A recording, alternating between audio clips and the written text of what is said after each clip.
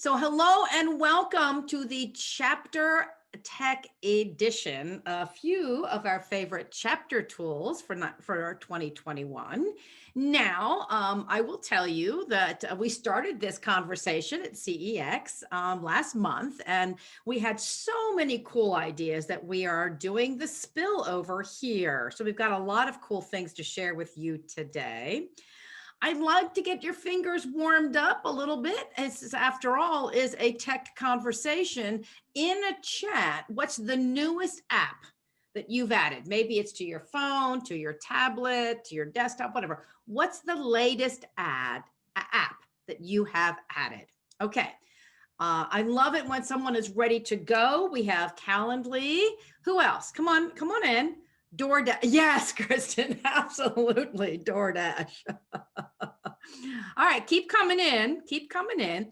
So I am super excited to have a conversation about all things tech.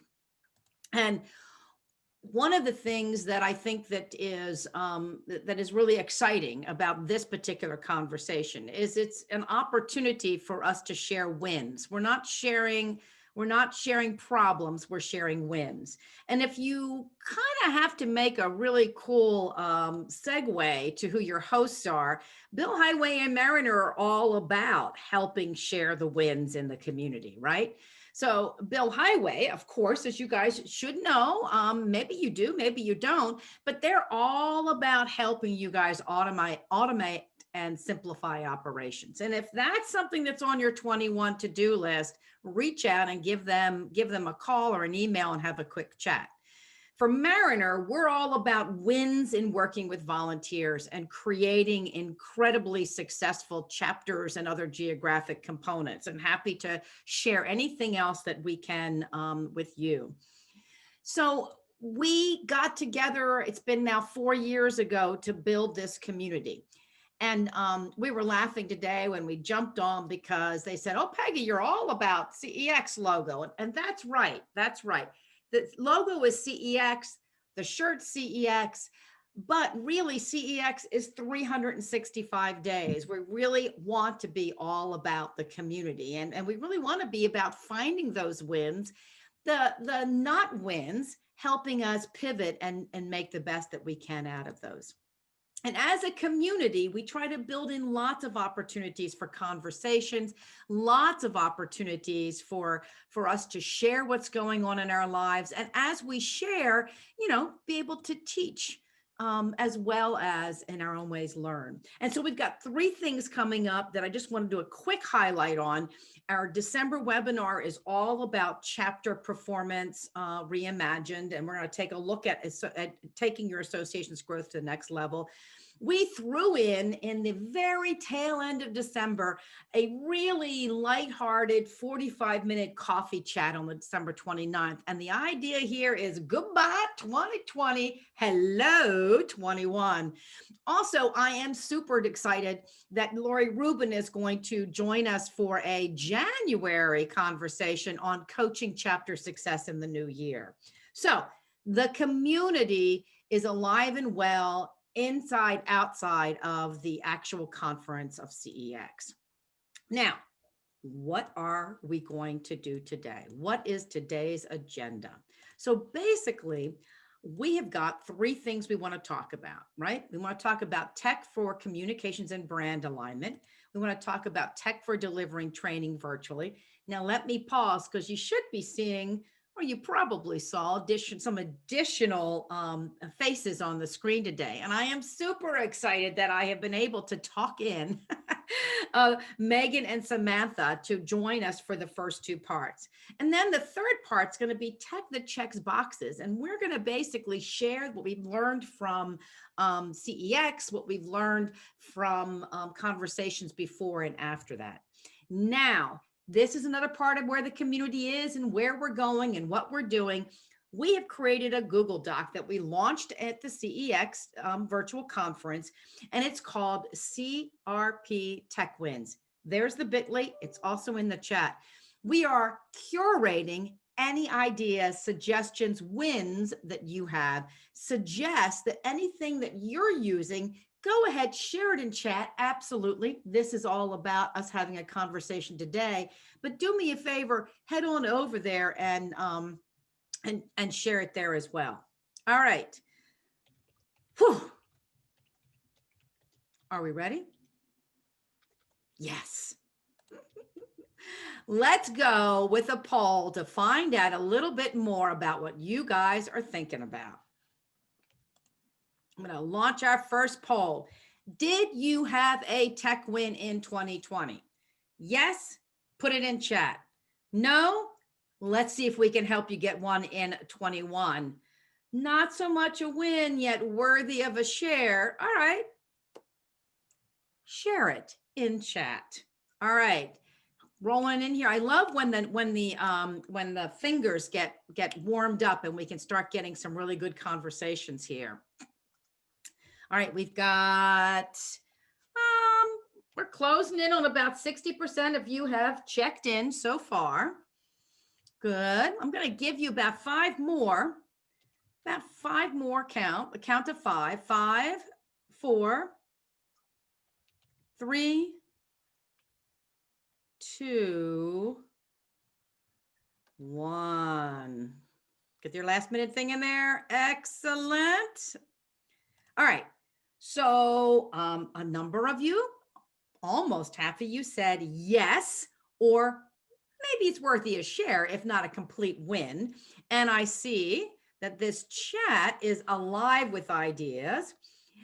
Yes, Tristan, you will be able to see the results of the check wins because we are going to be putting the output on leveragechapters.com. So you will definitely see that. Good. And I love, Ariel, you're saying that the chapters are getting comfortable trying different platforms and using them effectively to engage members. You see, that is a win. Maybe it's not a specific tool, but it's certainly a win. All righty.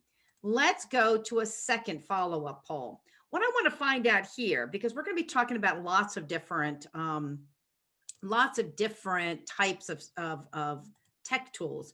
And so I'd love to find out from you, do you use any of these tech tools? Now, I don't have name brands here. I just want to find out, do you use a branding template platform, a virtual conference platform?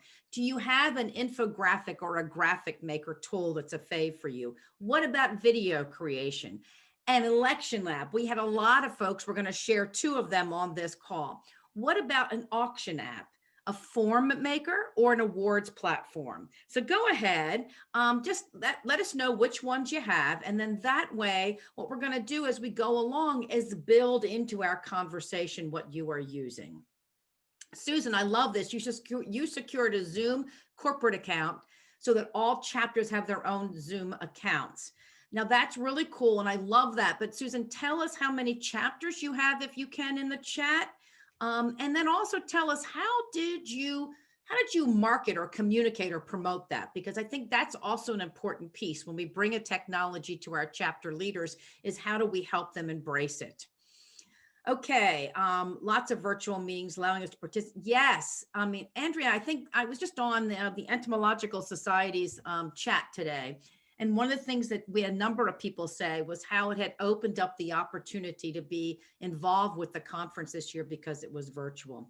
All right, let me end the polling and just show that, of course, most of you have some kind of a virtual conference platform. A couple of you have a branding template platform. I'd love to see you throw that in a chat when we get to that conversation. Someone's got an auction app. If it's not the one that we're sharing, I definitely want you to give us good information when we get to that one. And we've got a couple of other ones. All right, guys, I have one more question for you, poll question. And this really gets at the future. What we're trying to figure out is, if we could go out there and curate, if there was a wish list that we could help you discover answers to, what is that wish list? So tell me a little bit about this. Is your wish list around collecting chapter reports? Is it around sharing data or creating dashboards? Maybe it is around running elections or the whole money raising thing for chapters. Maybe it's creating communications, automate processes, or maybe there's something that's just not up on this that you could tell us in the chat. So click other and go ahead and do that. Here we go. Awesome. And I love the conversations coming in. And I really want to learn more about Barbara just finished a film festival focusing on social issues. We used Eventide for films and incorporated that with the Zoom Q&A. Barbara, we're going to have you come on and give more information.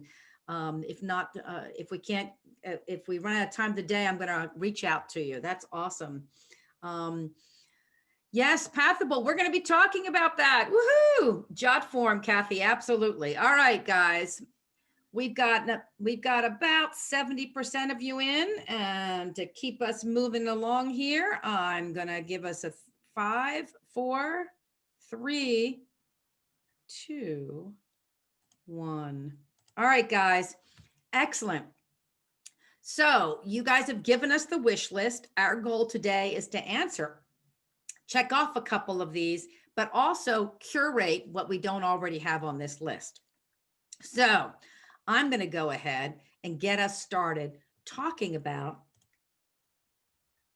tools that we can use.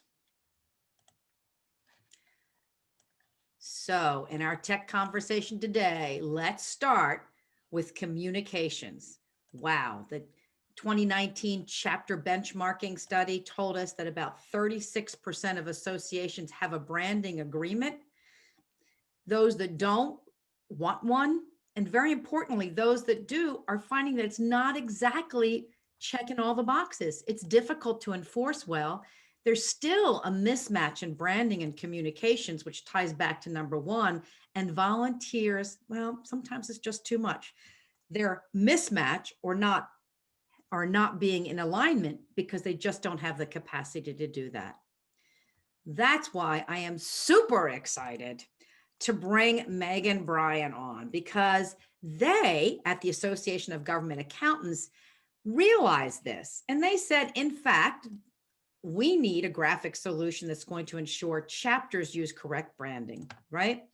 And they found one. It's called Lucid Press. Not a huge price tag, and that made it affordable. What they did was they actually leveled the playing field with their brand templating using Lucid Press. So in a real quick snapshot, before I bring her on, let me just give you a few details in the back. They secured multiple licenses for chapters. They worked with their graphics or inside graphics design team to create all sorts of templates and brand, and including things like brand assets. So people could use photos, for example, and logos. They conducted training and continue to be available and open. But bottom line, the win was easy to set up, easy to use, staff and volunteers, and incredibly scalable. So, Megan, let's hear your story. Hi, can you hear me? Am I good? Okay. Yeah, so a couple of years ago, as you mentioned, our marketing and communications department really saw that there was a need for our chapters to improve their newsletters and to really create brand alignment. So some of our chapters were using, the wrong colors or old logos, and they're really just, we needed something that everyone could use. And we wanted to make it simple for our chapters. We also heard that some of the volunteers, they don't have like a background in creating newsletters or graphic design. So our volunteers really just needed some help. So yeah, so we found Lucid Press, and we've been using it for about 2 years now. And we currently have 25 licenses that we use. Each chapter is given a license. Depending on the size of the chapter, the committees may have multiple people using that license, or it may just be one person. And the chapters are able to go in and use the templates. So we currently have a template for the newsletter as shown here, for annual reports, which are also shown. We've created a letterhead, we've created, business cards that they can go in and use. And as you mentioned, all of the additional resources are provided. So if they're looking for their specific chapter logo, they can go in and grab that. If they're looking for, like a banner that we're using for an event, they can find that. And then also, if they have any questions, they can reach out to us. They can submit the newsletter for approval, and we can provide them with feedback if needed. And we really just feel like it's a great tool to use, especially now in the virtual world. Everyone is relying on newsletters. They post their newsletters to their websites. This is how they're communicating events to their members. So yeah, we just feel like it's a really great tool for our chapters to be using right now. So let me ask you a couple of questions, and let's see if any questions come through as well in the chat. So Megan, one of the things when you and I talked that I thought was really fascinating was this whole notion of the approval. So one of the things that we talked about was that it's not a requirement in Lucid Press, but you guys turned it on so that if I'm in the Ozarks chapter and I put together the newsletter, before it is finalized, you guys get a bing and you're able to go through and make sure that it, whatever the parameters are. So how often do you have to do that? And is it easy? Is it gotten to the point now where the platform has helped them be so, I'm going to say it, so aligned that it's easier and easier? Yes, yeah. So we have it currently set up for approval. You do not have to have it set that way. You can change your settings if needed. It really depends on the chapter. Some chapters do monthly newsletters, others do quarterly newsletters. So it really depends on, what they're trying to send out to their members. But it's super easy. Like I said, we just get an email saying that, the request is there for approval. And I kind of just check to make sure that, everything is put together, that they have the correct dates, just making sure that I'm relaying correct information to them and then that they're relaying that information on to their members. Great. I just saw a question come through, so let me interrupt my own set of questions because I do have a couple more for you. Does Lucid Press have any language features for international organizations? I think that the answer is because you're putting in your own content.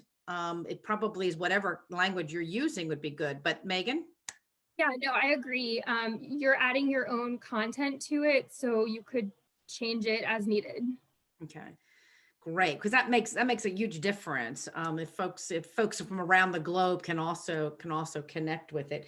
One of the other features sort of related to this approval is the reports in the back end, because the account manager, as you said, can actually watch to see what's happening and where the active users are. I can only imagine that this allows you to see that a chapter is relatively inactive in this area, or one that's, or you'll be able to see as they're building kind of best practices.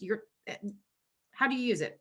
Yeah, so normally I'm able to see, what's going on in each chapter, how often they're, submitting something.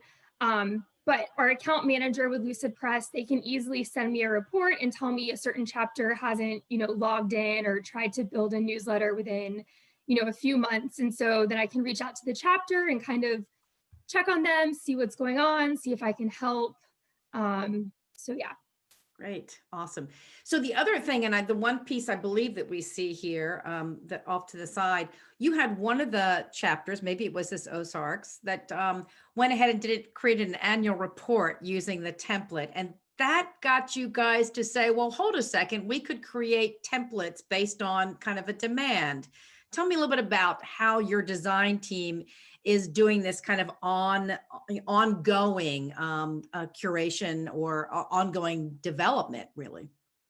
Yeah, so we're open to ideas. We want to help our chapters out as much as possible. As you mentioned, the Ozarks chapter just created this annual report, which we thought was a great idea. So this was just submitted, within the last couple of weeks. So now we're kind of brainstorming, trying to figure out ways that we can help other chapters use Lucid Press for their annual reports. Some other ideas that we're brainstorming would be like creating an agenda template, social media, like invite ideas that they could post on social media and, provide them with the correct logo and colors and have them use that as well. So one of the, I think the interesting things about this is that you did not charge chapters.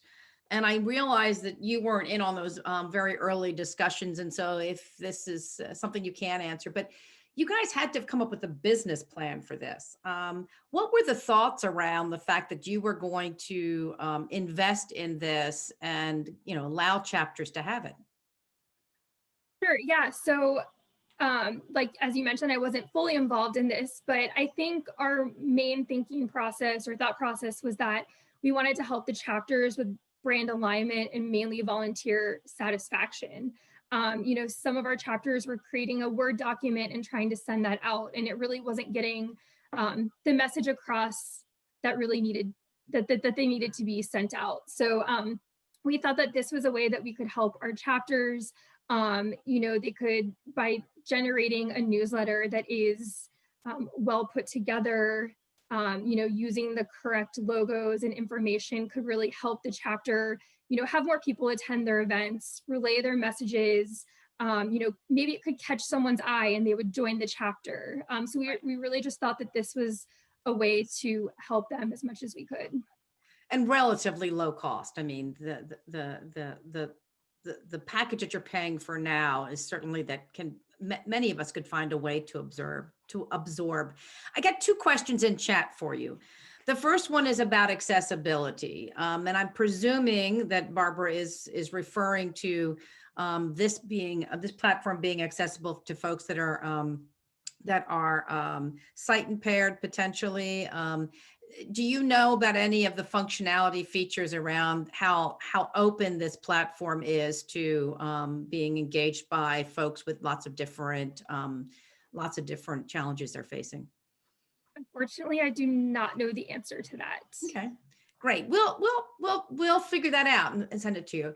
The other, you heard that it may be widgets, says Barbara. Yeah, so there could be, does this driven by widgets, Megan, or is it just a template that's put up there and people are inserting content?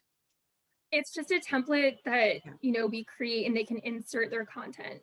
Okay, so there could be widgets. Barbara, we'll take a look at that. I think that's an interesting question that would be neat to take a look at. Laura's asking, how easily can the content be transferred into emails? Does it work with Constant Contact or other email platforms? So I know that this is kind of the design and the production part, the distribution part. How does it play nicely? Yeah, so once it's approved or once they've created it, they can easily just pull it from, like, once they're logged in. So they can grab it as a PDF and upload it to their website or send it out as an email. Mm-hmm. Okay, great. And then one additional question, how does the system know who your leaders are? Sure. So if a chapter is interested, they reach out to us and we put their information into the system. So as I mentioned earlier, a lot of chapters may have a large newsletter committee that would be adding content. So for those chapters, it may be just a general email address that they're using, and they can share that same login, and anyone can go in and add information to it within their chapter who they've shared that information with. On the other side, if it's a smaller chapter, it may just be one person and it could be, their personal email address, and they're the only one accessing it and updating the content. But we put in the information and allow them to have access. Okay, so it allows you to verify that this email is an email that you want to have access to the templates, essentially. Right. Yes. Okay. So just to make sure, I just want to recap what you just said, because what I heard was that if a chapter has multiple volunteers, and that's what we're all trying to do, get more micro volunteers, don't give them the big job, give everybody a part of the job. You could easily accommodate that by having an info@Ozarks, for example. Right. If there is if a chapter says, well, I just want one person to have access to it because we want that kind of control, they could use info app, but they could also use P Hoffman at Ozarks chapter, whatever. Correct. Yes. And each chapter too has its own folder associated with it. So they're only accessing, the Ozarks chapter folder, Peggy's folder, whatever it may be. Okay. Great. Awesome. Big round of applause for Megan, everybody. Woohoo! Thank you. No, thank you. We have a hand raised. Let me see if I can, let me get to that. And Kendall had a question. Kendall, let's see if we can get you allowed to talk. Go ahead. Did you have a question? Well, yes and no. Actually, it was an accident, but I did want to say, I wanted to wonder, because sometimes when I have pursued looking for corporate sort of benefits in this way, because our chapters are independent organizations, and yet under our umbrella, we have not been able to have this sort of relationship. Did Lucid Press, does it have any of those limitations around it?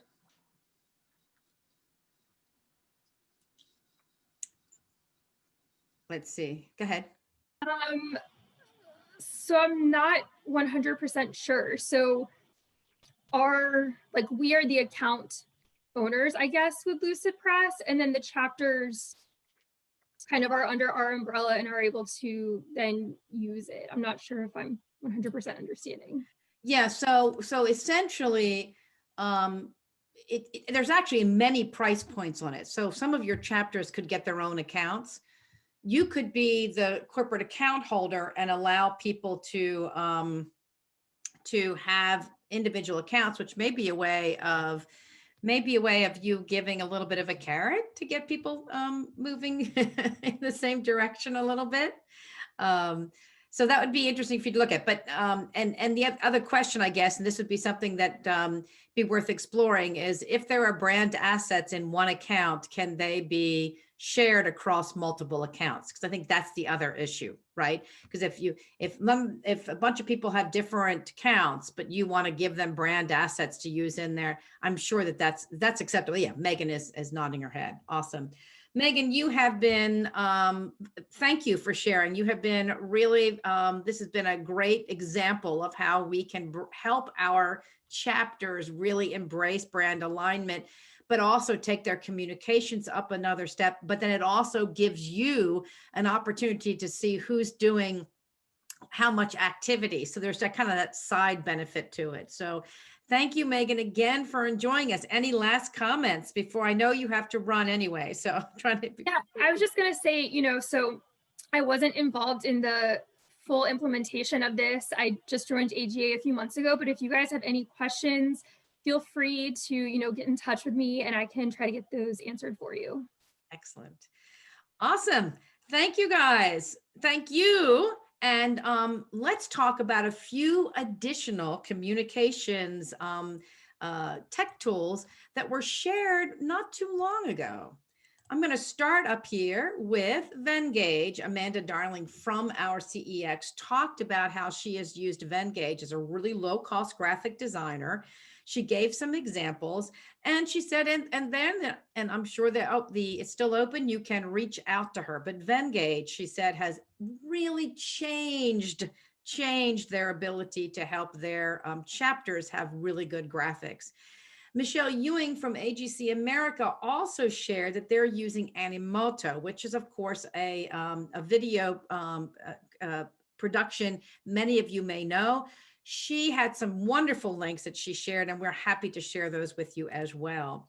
Now, two additional ones that we didn't highlight then, which came to our attention since then, was Pablo by Buffer Social Media. And these are, what I loved about this when I saw it, and thank you, Cheryl from the International Hearing Society for sharing this, is that all the image they have are safe copyright wise. So if you're trying to come up with kind of a social media graphics engine, if you will, or gallery, Pablo might be your answer. And Biteable, I mean, I've heard about Animoto and I've heard about Powtoons, but I just love getting another one that Biteable makes easy, short videos with photos and quick captions. And that came from Katie at the American Waterworks Association.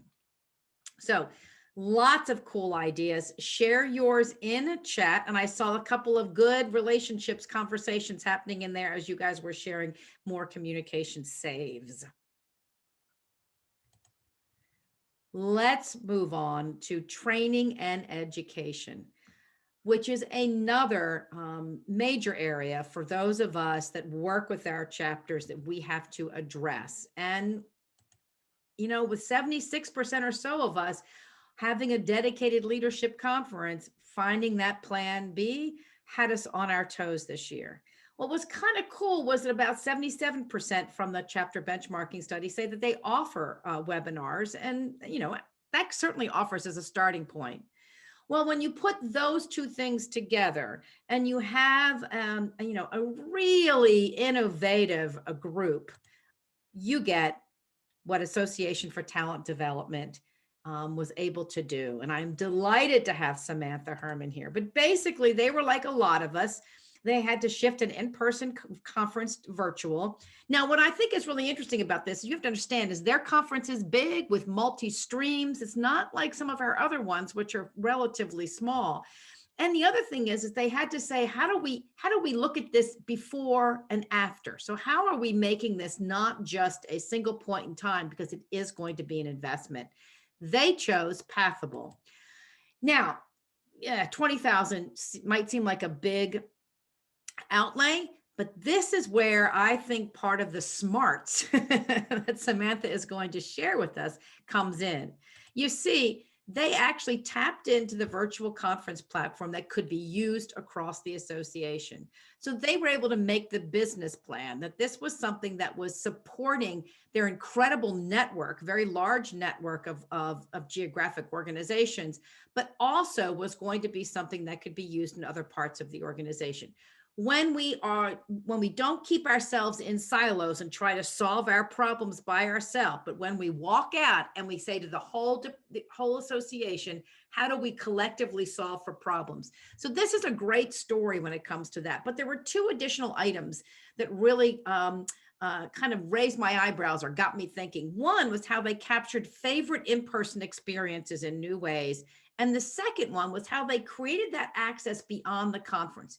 Now they've got maybe, Samantha will tell us more, I think it's 5 streams, and they're largely by whatever your responsibility is. But maybe you have more than one responsibility. Well, now they're able to open up all streams to all individuals, which made an amazing difference. But look at these wins. They had over 17,000 posts, over 7,000 private messages. Their registration was up 155%. And even though they did some extra bells and whistles and other things, they wound up saving. So this was a budget saver for them. And that's part of the business plan, guys. Part of the business plan is saying, well, I would have spent this. How do I take those dollars in another direction? I want to just share 2 quick things about this, taking something really that was a fave in person and finding an interesting way to pivot it. So the top picture there is a happy hour, meet the different departments, ask your questions, kind of very social, but it was really focused on helping people see how they could tap into the organization. And the bottom one is this a pushpin map to show how everybody was and to help you make connections. So they got translated into kind of an exhibit floor of let me check in and find the resources that are available, get my questions answered. And finally, a wonderful adaptation was getting the accountability partner. And Samantha, come on. And I want you to start, if you don't mind, with the accountability partner, because that may be in many ways how this is going to really maybe turn around your approach to future training. Samantha, welcome. Thanks for having me, Peggy. And I'm so excited to see, I saw Shelly and Liesl both mention that their organizations are also using Pathable. So I'm very excited to hear that we are on par with what everybody else was doing. We looked at kind of 25 different platforms, everything from a conference streaming service to just a website host. And we thought that Pathable really was the best of both worlds for hosting all our information, in addition to also being able to keep it. So with your Pathable payment, essentially you get a full year on the service. And the cool thing is the business case we were able to make is all our other national conferences and international conferences were able to be hosted on this service because it can work concurrently. So that was a pretty cool thing. What Peggy's talking about in terms of accountability partners is I work with a planning committee of 6 chapter leaders from across the country. And one of the great ideas they had was they wanted to create those one-on-one personal connections. And the way we went about doing this is we took essentially the entire registration list, just about 500 people, and we paired them up, and everybody 2 weeks in advance got a buddy. So at the kickoff and the opening of our platform, they received an email saying who their buddy was and directed them back to the Pathable platform to connect on there. The cool thing about the platform is you can set up one-to-one meetings, and we used a Zoom integration that's already paid for as part of your platform registration. So you don't have to buy it separately, which is wonderful. We all love saving money that way. We also built in time, and this was mentioned a ton of times throughout the conference. We built in time during our opening session on Friday morning, our second day, for people to connect. So after we did a coffee toast. It was our 50th anniversary. We had sent everybody kind of an at-home kit with a coffee mug in it. Then we said, take your coffee and go meet for 15 minutes on a live conversation with your buddy. So some people chose to connect on LinkedIn during that time. Some people chose to take that 15 minutes and set up time. We've also referenced the accountability buddy in all our following emails. So in our monthly newsletter, as well as many other experiences that we've had since then, we've referenced, please make sure you're checking with your accountability buddy. We've given them steps on how to do that. Yeah. And I love how you built in those opportunities for those one-to-one connections.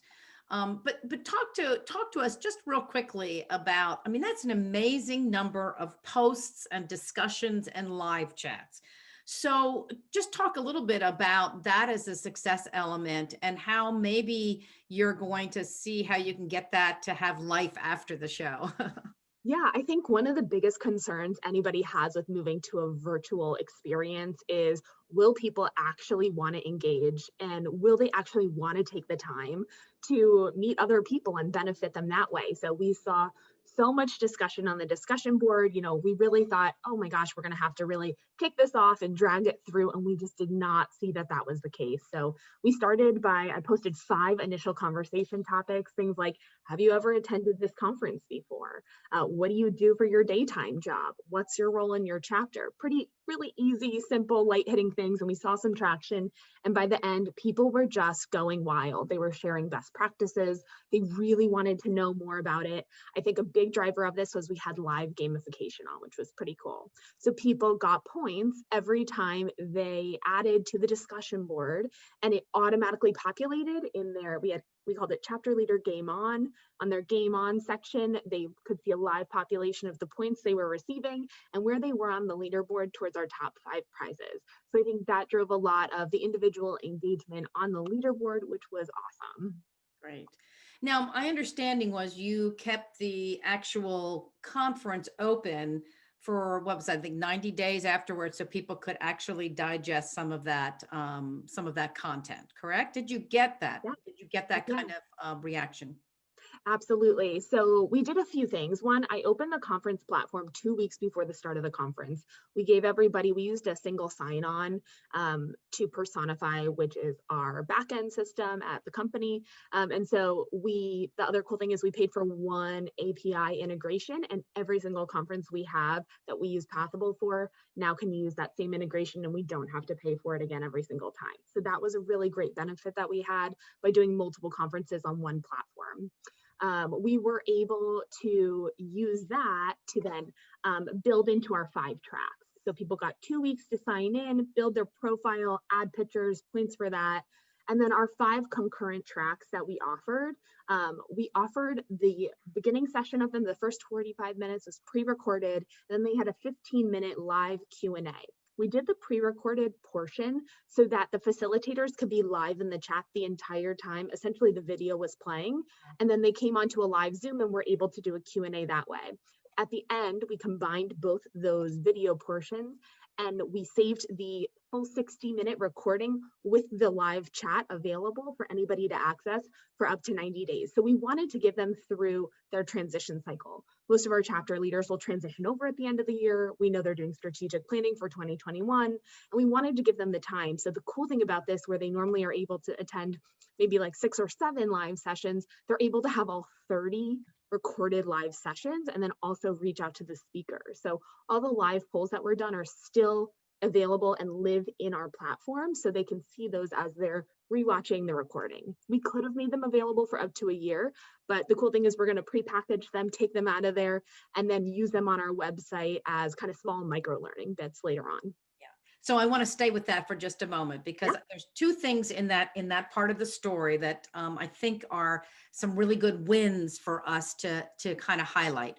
One is this notion of you're putting all this effort into a conference, and yet you are having this conference before, and busy volunteers, right, do things last minute before they've actually done their transition, and now they're into planning.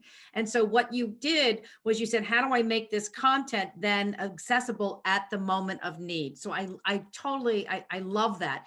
But then this notion of now taking it off of this platform and putting it someplace where you want to drive them 365 days a year is really just, it's brilliant, because it allows us to both use that content, but also then to bring them home, if you will. So I'm sure it's early in the strategy, but in terms of how you are going to use that or market it or share it, have you done any of that strategizing yet that you might be able to share with us in terms of keeping this content alive? Yeah, so we did a pre-conference, a free pre-conference for everybody. It was a 2.5-hour workshop. We did a deep dive into our, we call it our care elements, and those are our affiliation agreements that every single chapter has to submit a report for every year. And that is something that we knew, whether you had paid to attend the conference or not, would be really beneficial. So we were able to download that off the website, package it, and that we actually sent out as an additional resource to all our chapter leaders as they enter their affiliation requirements period through the beginning of January. The other cool thing that we have looked at is how can we take bits of what they were speaking about and use those. So every facilitator provided us with two things: their slide deck, as well as any additional documents they wanted linked to their session. And it's right in their session. So anybody can go grab those at any time. So to your point, if someone's doing strategic planning and there's a strategic planning worksheet, they're able to download it and use it at their leisure. The other cool thing is we catalog those on the website. So anybody was able to use those whether they attended the conference or not. Okay. So I really like this idea of the pre-conference, the pre-conference open to everybody on the affiliation agreement, because it gave, I can't invest in everything else, but I'm going to get the most important thing, and you're already using the platform. So that goes back to this: if I'm going to spend the money on the platform, how many different ways can I use it beyond the actual days of the event? So that's really cool. I want to ask you one final question, because I know that that we've got to keep moving here, but you said if they paid for it. So just tell us a little bit about the revenue side of this game. Yeah, so we have a 3-tiered structure when chapter leaders sign up. Most of our chapters actually budget in as professional development to send chapter leaders. It's actually a really big pull traditionally that chapters from all over the country do budget to send these chapter leaders to the Washington, D.C. area, and people love feeling like that's an elevated experience for them as part of their volunteer opportunity. Obviously, because we did it virtually this year, they didn't have to travel. We saw such an increase in numbers, which was great, because at the end of the day, our whole drive is to get this information to chapter leaders, whether they're there in person or they're there virtually. I know they did miss the in-person component, just as I think it's the time where we rejuvenate ourselves and we get so excited to see our chapter leaders. You know, we're all very attached to the people that we work with, that volunteer with us, and we love them. But the cool thing is we typically have about 300 chapter leaders out of 1,000 that are able to come attend. We see a lot of high-level presidents or incoming presidents, things like that. This year, we saw just about 500 people. So 470 attendees, a huge increase for us. It is our highest record attendance. So just about half our chapter leaders, which was a huge, huge, huge success. The other cool thing is we do chapter teams. So you can buy you can buy 5 registrations for the price of 4. So buy 4, get 1 free basically. And we run that throughout all of our different tiered levels. And so we saw 65 chapter teams register this year compared to 2019, where we had 16 teams register. So it really just blew it out of the water. We normally average anywhere between 15 and 20 chapter teams. And to have 65 teams that came to us and then went back to their chapter and were able to really initiate that development internally, that was such a huge success to us. So for the future, we're looking at kind of what a hybrid model looks like. We do know people enjoy the in-person component, but we also know people really loved Pathable. So it was really interesting to see kind of how can we make this balance in the future. I love that. And we're going to have to check back in with you, right? Because we need to, we need to sort of follow this story. I mean, you and I could talk. I mean, we've already spent like an hour and a half on the phone talking. So I know we could talk a lot about this a lot more. I'm going to leave it there, but I'm going to let you know that there are several people that want to reach out and connect with you. Yeah. I believe you said that you'd welcome talking with anybody and showing them stuff, right? Oh, absolutely. Of course, definitely. I love to get knowledge from other people, and I'm happy to share what we did to see if it can benefit your association. Great. So throw your email address in the chat if you can. And can I ask all of you to give a big round of applause to Samantha? Woohoo! Awesome. This is, I have to tell you that I know that there's a lot of different solutions out there for this education and training. And I really love that someone did a long thing that they used GTR, and they have more tech and logistics. This idea of how do we marry these wins in a potentially hybrid way next year, guys, we have to have a good collaborative session on this, don't we? So that we can do it. So let's put that on our agenda. But let me also then real quickly, I want to share with you some other things that came through the conference in the chat about training and education. Camtasia, if you're just trying to have a couple of really short videos, you can record it right on your computer. It's very simple. Media from the American Fire Sprinkler Association loves this. High fives. Emily Jenkins from CAI loves Powtoon, and actually they've done some super cool things with Powtoon. Reach out to Emily. I know that she would share that with you. I love what, Danielka's told us about.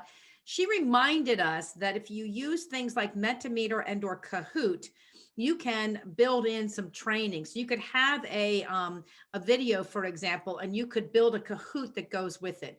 You could use Mentimeter in a kind of an in-person event where you have the opportunity to get immediate feedback and build on ideas. And finally, Beth Z, our nerdy best friend, told us her top 3 ways of repurposing content are Lumen 5, Designer, and Magesto. The point of this is that she reminded us that we have all kinds of stuff, like, say, for example, a webinar video. You could use any one of these to create a infographic or a handout or even an ebook on it. So we have content that's got buried one way or the other, and these 3 elements will allow us to take that content and bring it, make it fresh, make it more accessible. So training and education saves from some CRPs. All right, the third box that we wanted to talk about.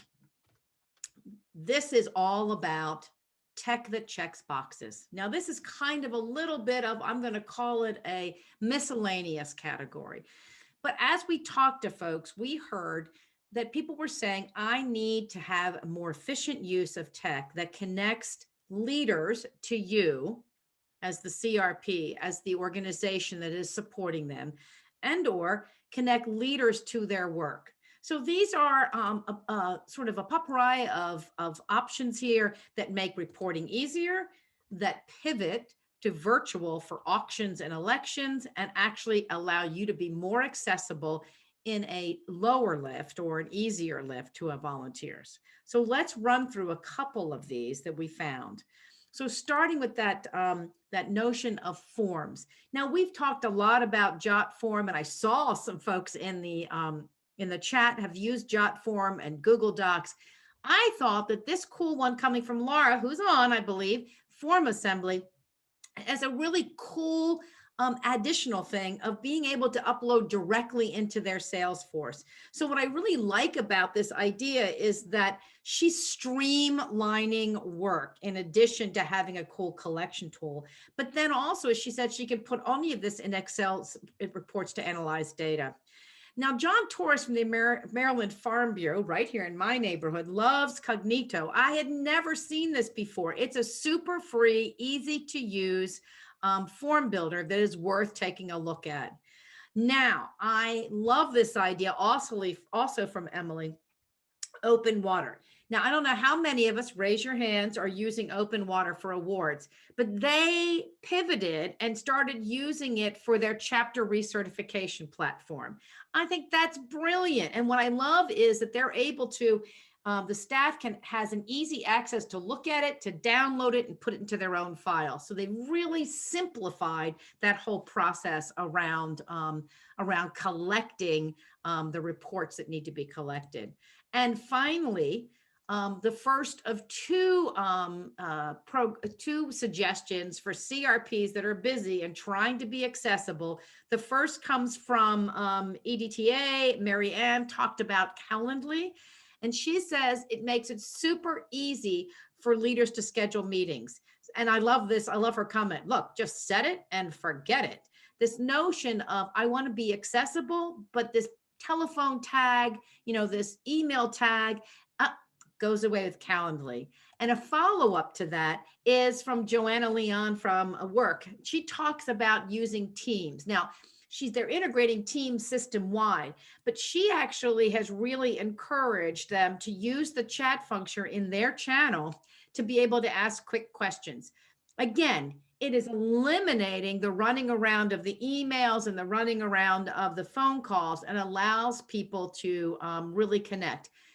We're going to have to get back with her because they are currently rolling it out, team channels for all the chapters as well as the chapter chair group. So if you have not used Teams before, step in to an incredibly powerful collaboration space that I think we could really use to make our lives easier. We just worked with ASCO. They're setting up a team for all of their staff that are staff liaisons. And they've created in this channel all of the resources and a folder system that allows people to find what they need to. So, I mean, super opportunity there for all kinds of things. And I love several people have said, yes, that they love Teams. And one person, there's a Google versions of Teams. Wow, we need to take a look at that because that could be maybe a lot of people are on Google. So I love seeing that. And yes, Google Meet does have some pretty cool functionality, and that came up in one of the things. Now, at our conference, Elisa talked about ClickBid, and her story, which we can share out, is amazing. This story is all about how they pivoted for a major silent auction to ClickBid, and in this pivot, discovered that they have a solution even when they go back to face-to-face. That it is an app that has simplified the process, modernized the entire auction process, made it a lot easier on the back end for staff. And it is affordable. So absolutely, if you've got chapters that are looking for an app that helps them still have these virtual fundraisers or just to make their life better, even in the face-to-face, ClickBid is an answer. We got two recommendations for voting. The first came from Anna Kreese from the American Society of Transplantation, who loves Simply Voting. Basically, she said it has made it a lot easier process. It's streamlined and has the bells and whistles that they need. Now, two folks, Brittany Conway and Ann Doro from two other associations, said that their choice was Election Runner, and it too offers some really good bells and whistles. So if you're looking for a way to help your chapters and they need a more secure platform, Simply Voting or Election Runner are two that they could definitely look at. We also saw lots of things about using SurveyMonkey and JotForm and Google Form, and there's lots of opportunities. These two apps just take it to the next level. All right, guys. I am I am scrolling through. I love all of the ideas and suggestions that are coming through. And I see that an additional two additional people use open water for annual chapter requirements. I'm totally loving that. I think that this means that we really need to get them to come and sponsor and help us all use it even more effectively. We'll kind of see what we can do about that. So this is just a collection of tech opportunities that may have a solution to check a box that you have unchecked. Well, this brings us, as we come to that last 5 minutes of our hour together, to a quick reminder that we are part of a larger community. We do want to meet once a year. We're hoping, fingers crossed, that will be on October 11th, 2021 in Washington, D.C. Now, we don't know what's going to happen. So we're just asking you, hey, heck, why don't you just circle that date? And we'll keep you in the loop in terms of what that is. But remember, you do not have to wait until October of 21 to be part of us. We are bringing you webinars each and every month. And we, by the way, in chat, tell us if there's a topic you want, like if you want us to bring back some more conversation around virtual conferences, or maybe get everybody who's used one of those video apps to get together and share about how they use it for training. What's the topic you want, right? In December, we heard loud and clear that that you guys wanted to have a better sense of how to take the whole conversation around how do I, take that chapter performance up to another level. So we're super excited to be able to have that be our December. That'll close off the year. So please join us for that. It'll be a really great conversation, and you get a chance to hear from some of the folks at Bill Highway that are going to jump on that. So it's going to be a great conversation. So do not miss it. Guys, thank you for another fabulous hour together. If there's anything that we missed that you would like to make sure gets on that curated list of tech wins, please use that original bit.ly. We'll pull it up there one more time and make sure that we get that to you. In closing, I want to thank you. Thank you for this fabulous year that we have had, and let's keep looking at wins as we move into 21. See you next month.